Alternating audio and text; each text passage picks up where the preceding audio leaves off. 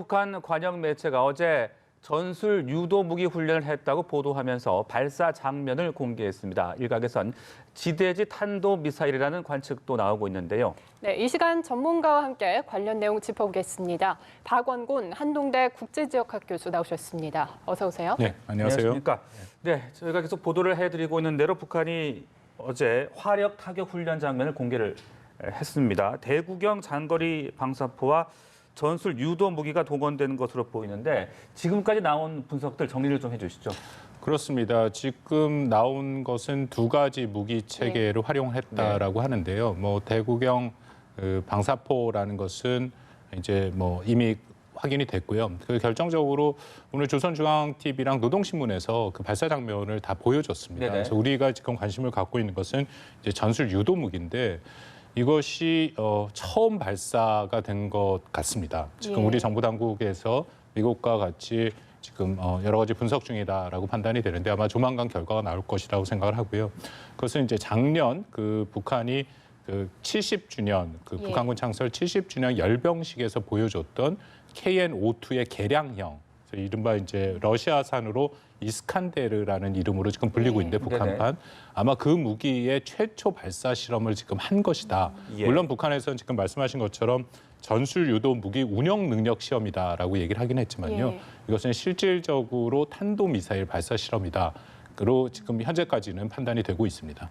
이 탄도 미사일과 유사하다는 이 북한판 이스칸테르 성능이나 파괴력은 어느 정도 되나요? 예, 지금 아마 그 분석이 좀 나올 것 같은데요. 이게 상당히 위협적인 무기 체계로 알려져 있습니다.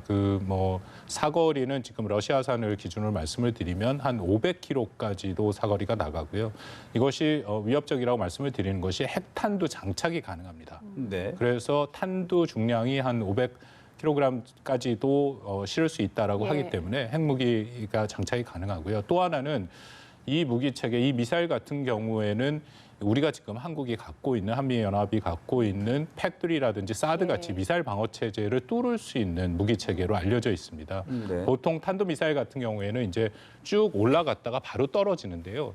이 무기 체계 같은 경우에는 올라갔다 떨어지면서 한 번 또 수평으로 움직이고 또 떨어지는 형태거든요. 그래서 기존에 갖고 있는 그 미사일 방어 체계로 요격을 하기가 매우 어려운 신형 무기 체계다라고 판단이 됩니다. 네, 이 전술 유도 무기가 탄도 미사일로 확인이 된다면 이것은 또 유엔 제재 위반으로 볼 수 있는 거 아니냐 이렇게 분석을 할 수 있죠. 그렇습니다. 지금 탄도 미사일과 관련된 모든 활동은 2006년에 이미 유엔에서 결의안이 통과가 됐거든요. 2006년에 1695와 1718 이제 둘 다가 통과됐는데 거기에 명백하게 북한의 탄도미사일과 관련된 이건 사거리에 상관없이 없습니다만 모든 활동을 중단해야 된다. 그것은 금지 사항이다라고 아주 명백하게 지금 얘기가 된 상태라서요.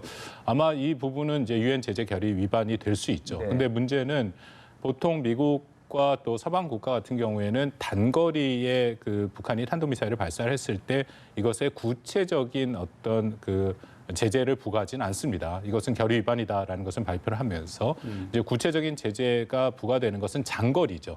ICBM급 대륙간 탄도미사일급에 대해서는 분명하게 제재가 지금 부과가 되는데 아마 이 정도를 분명히 확실한 것은 유엔 제재 결의 위반이긴 하지만 제재가 부과될지는 좀 두고 봐야 될 것 같습니다. 그러니까 미사일 종류에 따라서 제재 위반 여부가 좀 달라지는 거죠. 그러니까 유엔에서 기본적으로는 종류에 상관없이 모든 북한의 미사일, 탄도미사일, 순항미사일이 아니라요. 탄도미사일 활동은 유엔의 결의 위반이다라는 것은 확실한데 그것에 대해 이제 구체적인 제재가 부과되는 것은 장거리 미사일 경우에 지금까지는 제재가 부과되어 왔죠. 네, 그리고 김정은 위원장이 비장한 표정으로 이 발사를 참관하고 있는 그런 사진도 공개가 됐고 강력한 힘에 의해서만 진정한 평화 안정이 담보된다.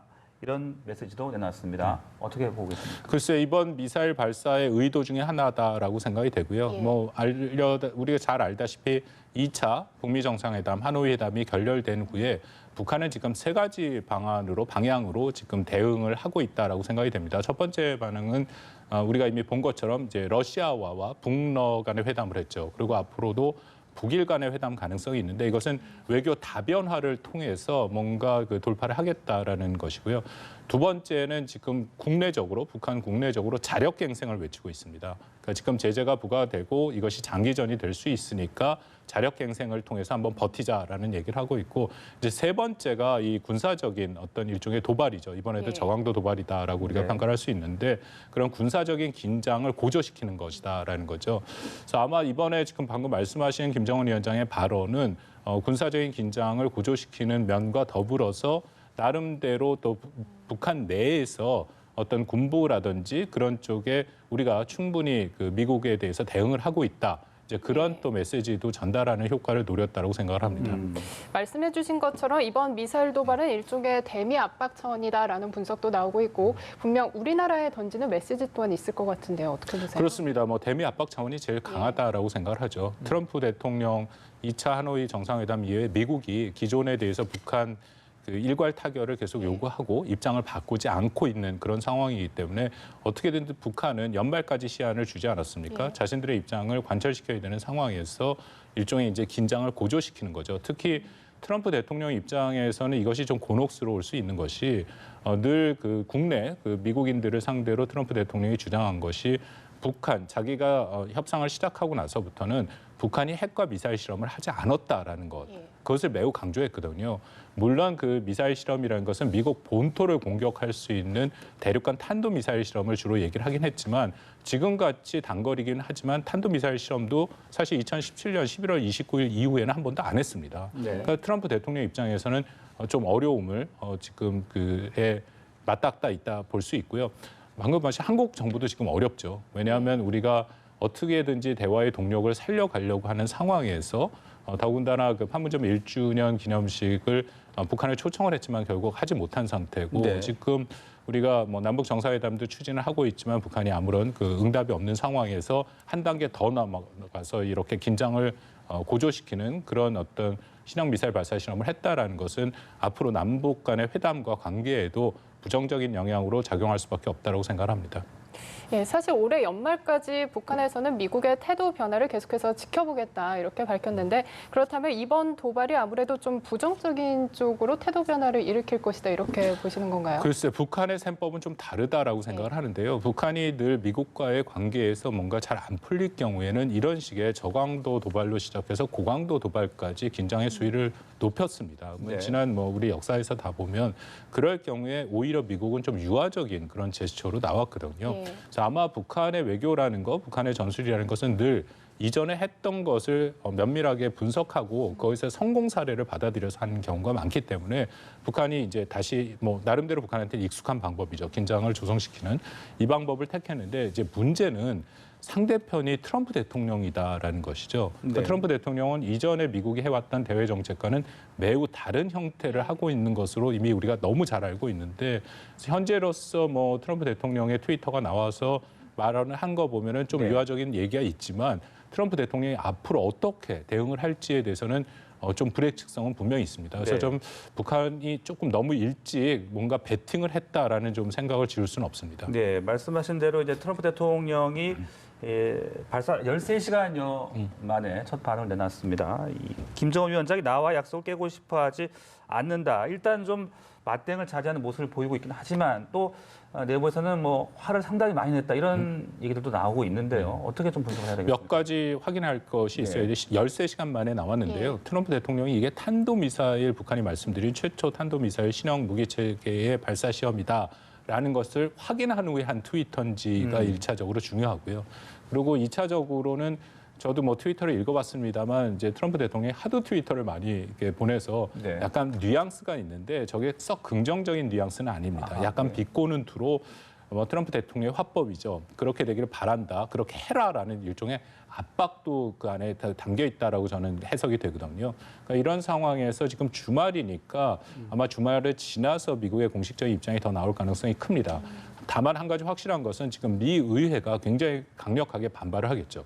특히 탄도미사일 발사 실험이 확실하다면 이것은 미국, 북한이 약속을 깬 것이다. 그러면 트럼프 대통령의 입장이 어려워질 가능성이 큽니다. 예, 한편 우리 정부 같은 경우에는 9.19 군사합의 취재 어긋난다, 군사합의 위반을 이제 정면으로 지적한 거는 상당히 이례적인 일인데요.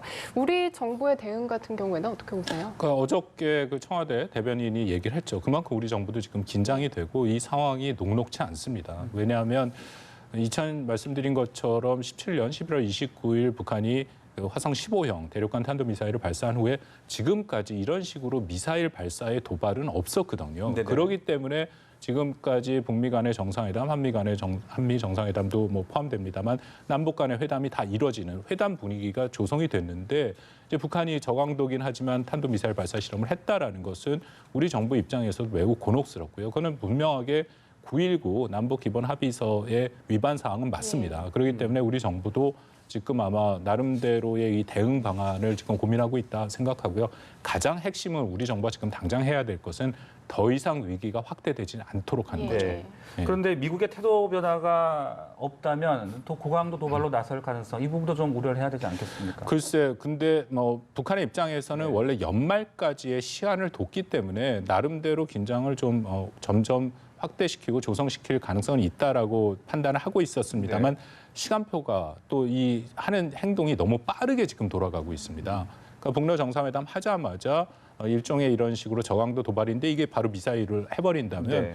그 다음 수순으로 북한이 할 수 있는 긴장을 더 조성시킨다라는 것은 우리가 뭐 상상하기가 쉽지 않은 것들이거든요. 그것은 어떻게 보면 거의 그 북미 간에 지금 그 조성된 일종의 대화의 판을 깨는 순서까지도 우리가 상정을 할 수 있다라는 판단입니다. 네. 그래서 뭐 이걸 전반적으로 놓고 보면 북한이 지금 시간이 없다라는 초조해야 한다, 시간에 쫓긴다라는 느낌을 지울 수 없거든요. 네. 왜냐하면 그만큼 대북 제재와 압박이 강력하게 작동을 하고 있고 비록 북한이 연말이라고 시간을 하긴 했지만 그 이전이라도 빨리 뭔가 북한이 원하는 형태의 대화가 이뤄지기를 바라는 네. 북한식의 방법이다라고 생각을 하는데 이것에 미국이 어떻게 반응할지는 지금 굉장히 미지수입니다. 네, 자 이렇게 북미 대화 또 남북 대화 교착 상태에 빠지는 가운데 도발까지 감행되면서 쉽지 않은 상황인 것만큼은 분명해 보입니다. 앞으로 북한의 비핵화 또 한반도 정세 어떻게 좀 풀어나가야 되겠습니까? 말씀드린 것처럼 우리 정부는 우선적으로 위기를 관리해야 됩니다. 이것이 더 이상 위기로 치달으면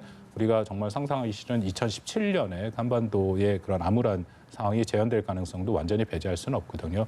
1차적으로 한미 간에 긴밀하게 공조를 해서 과연 정확하게 탄도미사일이라고 계속 말씀을 제가 드리긴 했습니다만 정말 탄도미사일 발사 실험인가는 한미 정보 당국이 충분히 판단할 수 있다고 생각이 되고요. 그렇게 되면은 한미가 같은 목소리로 북한한테 이건 경고를 해야 된다라고 생각이 되고요. 다만 그 경고의 수준이 뭔가의 대화의 판을 깨지 않도록 하는 것이 필요하고 또 나름대로 북한의 입장도 좀 들을 수 있는 통로를 만들고 하는 그 일종의 위기 관리의 체제를 지금 가동을 하고 적극적으로 나설 때다라는 판단이 듭니다.